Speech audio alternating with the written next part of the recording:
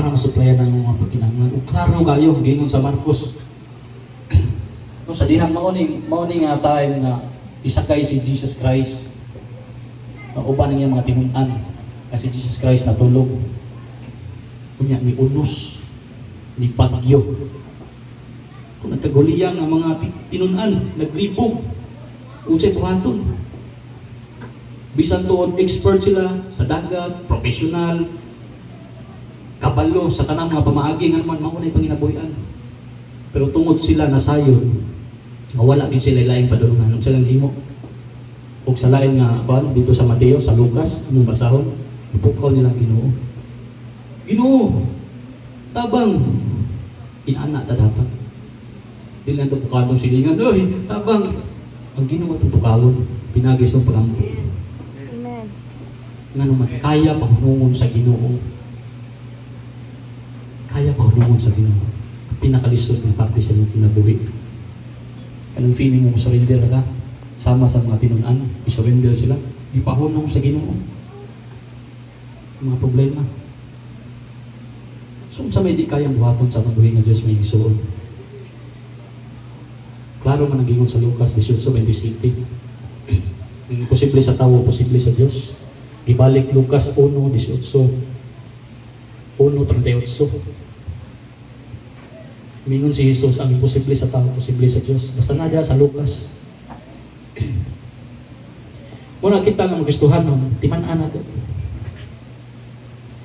Ang atong pagtuo, kinahanglan na sa Ginoo atong lauman. Nga tanan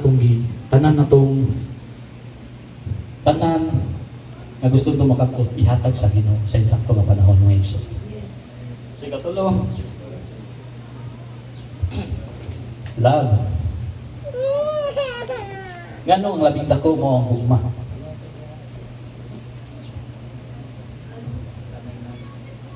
Ingon ang Salmo 126, 1:3. Pasalamatan ang Ginoo kay maayo siya, ang iyang hugma bulungtad hangtod sa kanturan. Ug imo ning basahon hangtod sa whole chapter, di gini mawagtang ang ikog mga igsuon kani. Ang iyang gugma bulungtad hangtod sa kanturan. Ngano man, wa mo gitay laing gituuhan. Wa tay laing gilauman si Jesus Christ. Igbalik ni Jesus Christ ang atoang pagtuo paglaom. Mawa na ang gugma na linay magpabilin. Gugma na lang magpabilin. Ingon ang Roma 8, ang basahon. Roma 8. Roma 8:24. Ang basahon na. Ingon diri. Kay giluwas kita tungod niining maong paglaom. Apan kung makita nato ang atong gilawman, dili ka na nato matawag na paglaom. So sa second coming sa Ginoo, diin daluon ta sa Ginoo. Wala na'y kasakit ng igsoon. Wala na'y kaguol, wala na'y kaguliyang, wala na'y hatred, wala na'y stress, depression. Wala na nga tanan. Unsay na dito, kalipay. Praise and worship sa Ginoo. Mao na na imo matagamtaman dito. The more nga nangadto, the more nga mas mudilaap imong gugma sa Ginoo nga naman. Jesus Christ himself is the true definition of love, mga igsoon. Kung tayo mo ng 1 John 4:8, God is love. Ang wala may gugma siyang isigataw, wala may gugma sa Diyos, kaya ang Diyos gugma man.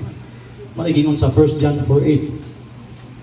O gibalik, ingon siya sa John 13:24, kung nahinumdo mo sa ato ang yearly tema, check isuwat dito John 13. We are bound. We are called to love one another. So kita nga mga anak sa Ginoo, gitawag ta ug mao nay sugo nga iyang gipaabot ni Apostol John. Sa 13, sugo nga mailhan nimo ang nagsunod kanako tungod kay makita nimo pinaagi sa gugma. So kita sita nga kinahanglan mahigugmaay ta mga igsuon. Nganong labi dako ang gugma tungod kay og naa ang gugma, way kapoy tanan imong mabuhat. Way kapuslanan ning pagtuo paglaom kung way gugma. na kay pagtuo, na kay paglaom, way hugma, di ka ka-survive, di ka kalahutay. No? Ma-remember, di ko ani, basta gugma na iskutan, makahinamdom ni mong pabilin. Amen. No, makahinamdom mong pabilin, basta gugma na iskutan. Kay, no, ay no, ang uban, nakadungog na, pero akong balikon. No, sa dihang, nagkaila mi ng pabilin. Sa eskwelahan, no, naabta na itong bakasyon. Yang yuus kong mama, ma. Matulong kong probinsya, ma. Ningon ko, sa buong katulong sa ilaha. Ningon man akong mama, nga, sige. Dito mo, wala pa, musubot akong mama, gipugos yun akong pag-ayo. Nigsa, sige, basta malimpyo ng tibok panimalay. Ang murag do kasi manang buhaton mo ulaga, tulog si mana. Sa basta malimpyo ng balay, suktan di ka. Bisan to og kapoy kay tapulan biyata. Pero tungod sa gugma, maoy nahimong fuel sa ako ang pagtrabaho. Nahimong kaning motivator ba, na-motivate ko. Nga naman, nakoy pagtuo. Ug naglaom ko nga isulti kini. Naglaom ko nga tugutan ko sa akong inahan ko ako buhaton kini nga mga iyang gitugon sa ko. Sugod gibuhat pinagutanan. Sayo mata, manglimpyo, manghugas, luto, tinangay suguon. Nga naman, gusto ko nga, di maibalid ang iyang saan ba? Sutanan na akong gihimo. No, bisan pag nahimo na lang mga senyorita ako mga igsoon, nangurso lagi kong pag-ayo. Ano ni kinahanglan na to? Tungkol sa gugma, nangurso. Maunang sa dihang, hapit na maabot, bisag gisigihan akong discourage sa akong amahan. Ako inahan, gidisigihan, discourage nga naman. Kaya akong papa, pagpamisita niya sa akong mama, gibirahan sa iyang, gibirahan sa kaliwat, kaliwat nila mama. So, kuyawan sa papa, basi ginana, may istiglo sa kuha ba? So, wala dyan ko pada. Bisa kung saan nag-discourage sa kuha, bisa pag antod na lang, naabot ang punto nga, ulargan ko. Ningos mama ko siya, tinuod yun mo ha? Di ka taga-pretty ha? Pag ingon di ko taga-pretty, nangursog ko, bahalag, 500 rin itong porta. Kaya pretty ato, 81 pa man. Karon mura 180 siguro. 200. So nangursog ko. Yang pag-abot na ito, ingon ba, papunta na yung papa. Yung papas, sure na gini mo ha? Huwag ibig, katabang na mo ito ha? Katulong kayo uli, hindi isa.